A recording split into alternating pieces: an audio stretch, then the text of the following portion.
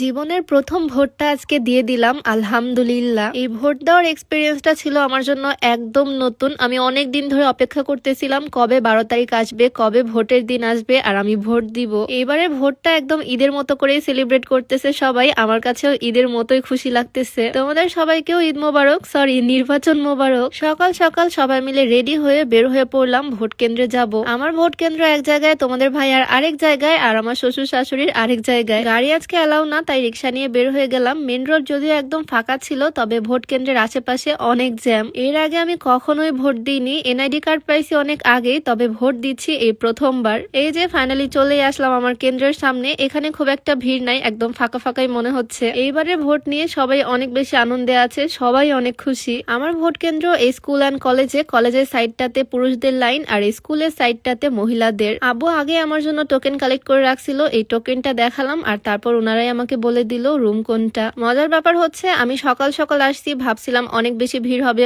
অনেক সময় লাগবে। কিছুদিন আগে শুনছিলাম কেন্দ্রে নাকি ফোন নিয়ে যাওয়া যাবে না, তবে আমি তো ব্লগ বানিয়ে ফেললাম। যদিও আমি রুমের ভিতরে ফোন নিয়ে যাইনি, তবে ভিতরে নিয়ে গেলেও মনে হয় না কোনো সমস্যা আছে। ভোট কেন্দ্রে যারা আছে ওনারাও খুবই হেল্পফুল, খুব সুন্দর করে আমাকে বুঝিয়ে দিল কিভাবে কি করতে হবে। পর্দার আড়ালে গিয়ে সিল মেরে আসলাম, এক্সপিরিয়েন্সটা আমার জন্য একদমই নতুন। গণভোটে আমি হ্যাঁ দিছি, কারণ আমার মনে হয়েছে দেশের জন্য এটাই ভালো হবে। আর কোন মার্কায় আমি ভোট দিছি সেটা হয়তো আমার গেট আপ দেখে অনেকে গেস করতেছো। যাই হোক, আমার ভোট আমি দিছি আমার দেশের ভালোর জন্যই দিছি ইনশাআল্লাহ। আজকে চারিপাশে খুবই উৎসব মুখর পরিবেশ। আমি অনেক তাড়াতাড়ি ভোটটা দিয়ে দিছি। এখন তোমাদের ভাইয়া ভোট দিতে যাবে আরেক কেন্দ্রে। আমি যখন এনআইডি কার্ড করি তখন আমরা নাটোরেই ছিলাম, সেজন্য আমার কেন্দ্র নাটোরেই। তবে আমাদের এক একজনের এক এক স্কুলে পড়ছে। ভোটটা তো দিয়ে দিলাম, তবে আমি আরো বেশি এক্সাইটেড রেজাল্টটা জানার জন্য। যে দলে ভোটটা দিলাম তারাই যেন ভোটে পাশ করে সেই দোয়াই করতেছি। আমাদেরকে বাড়ির সামনে নামিয়ে দিয়ে তোমাদের ভাই আবার চলে গেল তার কেন্দ্রে। আজকে পুরো শহরে একদম ফাঁকা ফাঁকা, তবে পার্কগুলো সব বন্ধ, যে পার্কগুলোতে আমরা শুট করি। তাই আর কি আজকে বাড়ির পাশের এই ঈদগাহ মাঠটাতে আসলাম আমি আর আমার ননদ। এখানে একটু ছবি তুলবো বোরখাটার। এই জায়গাটাও একদম ফাঁকা, একটা সাইডে গিয়ে বোরখার কিছু ছবি তুলবো। তোমাদের সবার পছন্দের, ইভেন আমারও পছন্দের রুহানা সেট পরছি আজকে আমি ভোটের দিনেও। খুবই সুন্দর নুট কালার রুহানা আবায়া পরছি, ঘের থাকবে প্রচুর, আর এটা হচ্ছে দুবাই চেরি ম্যাটেরিয়ালের মধ্যে থাকবে। আমাদের ম্যাক্সিমাম রুহানা আবায়া এখন থেকে দুবাই চেরির মধ্যেই আসবে। নুট কালার আবায়ের সাথে ম্যাচিং করে আমি কফি কালার রেডি হিজাব পরছি। এটা হচ্ছে 3 লেয়ার রেডি হিজাব। আমাদের পেজ মাহাতে তোমরা 2 লেয়ার রেডি হিজাবও পেয়ে যাবা। তোমরা চাইলে শুধু হিজাব বা শুধু আবায়া পারচেস করতে পারবা, অথবা নিজের পছন্দ মতো কম্বিনেশন করে সেট অর্ডার করতে পারবা আমাদের বিজনেস পেজ মাহা থেকে। আরো অনেক সুন্দর সুন্দর আবায়া কালেকশন তোমরা পেয়ে যাবা মাহাতে। আমি মাহা পেজটা ডেসক্রিপশনে মেনশন করে দিব।